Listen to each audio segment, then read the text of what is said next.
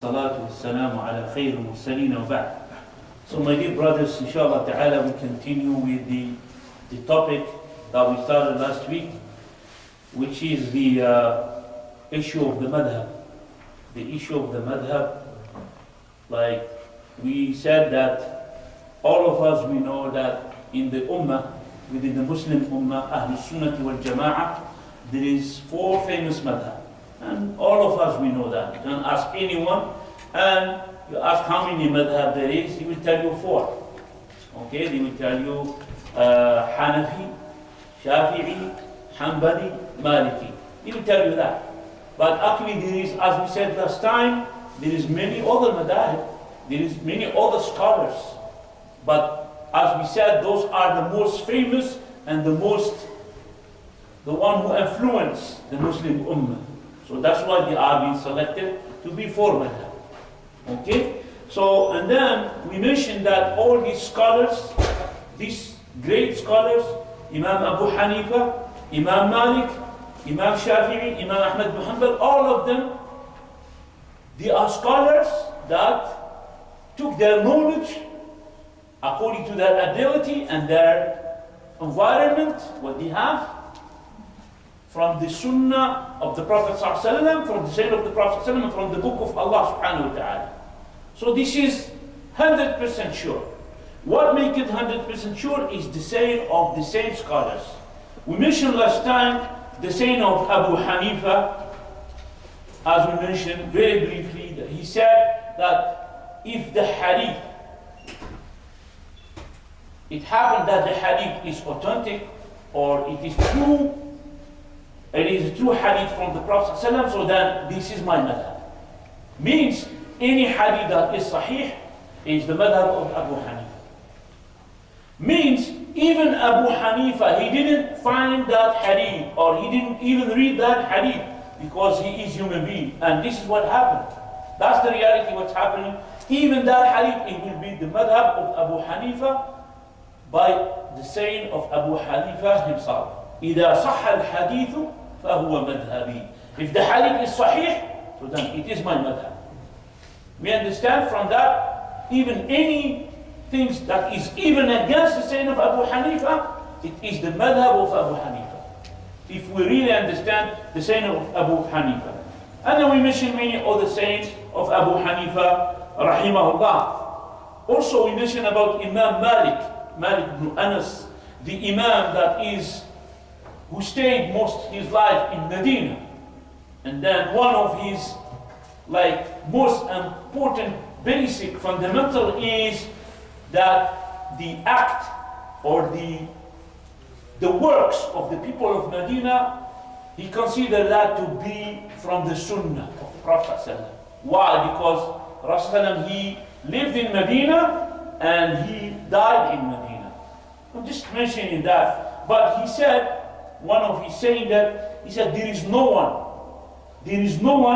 after the Prophet ﷺ except that you take or you accept and reject from his saying. There is no one after Rasulullah ﷺ except that you take, meaning you accept, or you can reject, okay, except the Prophet ﷺ. This is the saying of Imam Malik alayhi rahmatullah. Also he said that instead I am only a human being, that I make mistake and check and observe, investigate, ponder on my saying. Whatever you see matches the Sunnah of the Prophet ﷺ and the Book of Allah, so then take it. And whatever doesn't match the Book of Allah and the Sunnah, so then leave it, don't take it. So why they say that? These scholars, they say that to just to free themselves from any question at the Day of Judgment. So anyone who follow blindly Abu Hanifa or Imam Malik, and then even he sees the Book of Allah or there is a hadith that Imam Malik he didn't get, as we mentioned last time, so then Abu Hanifa or Imam Malik will declare himself free innocent. I didn't tell you to follow me blindly. So this is just a point to clear for the people who just follow the madhab blindly without any questioning. And then we mentioned the last thing as proof and evidence that Imam Malik alayhi rahmatullah, he used to say when he give lecture to people, he used to say that it's not a must for a Muslim to wash between his toes in wudu. When he was asked, he said, that's not a must. If you wash, you don't wash, doesn't mean nothing. After that, which is the scholar Ibn Wahb, rahimahullah, he said that I went to Imam Malik after he said that. He didn't say that publicly. He's a great scholar. He's the scholar of the Ummah at the time.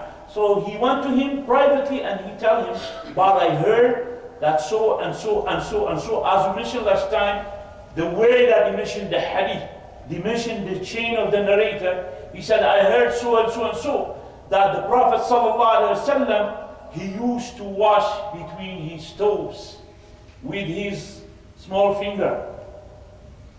He used to use his small finger to wash between his toes.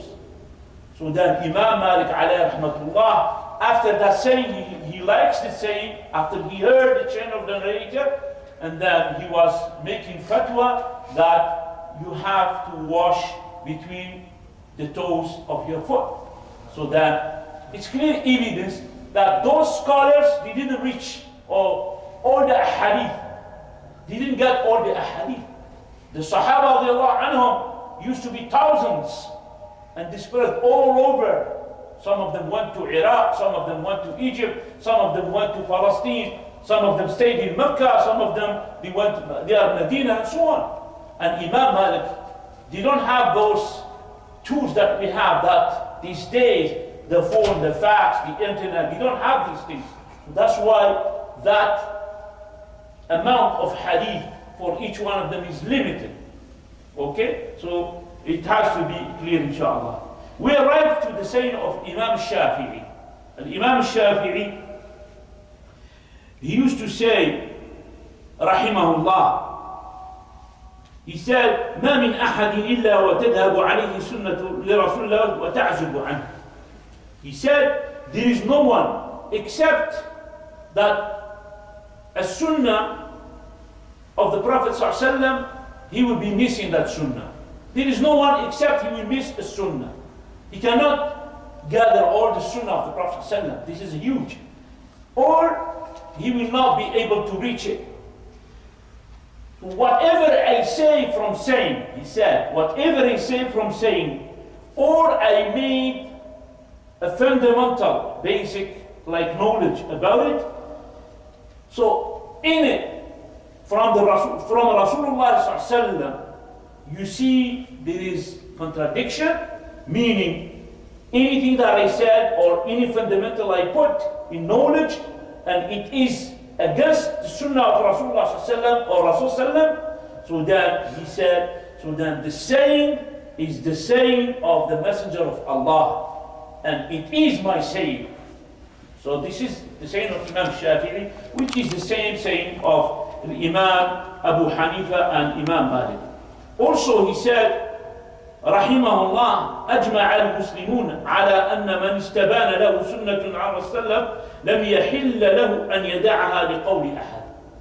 This is saying of Imam Shafi'i. He said, the Muslim, all of them, they agree upon something, which is that whoever it comes to him clear, the sunnah of Rasulullah sallallahu alaihi wasallam, it is not halal for him to leave it and to follow the saying of somebody else. Whoever he is. He meant by himself and other any human being. So we have the saying of Rasulullah and it is clear evidence that is authentic. And then Malik says something, Abu Hanifa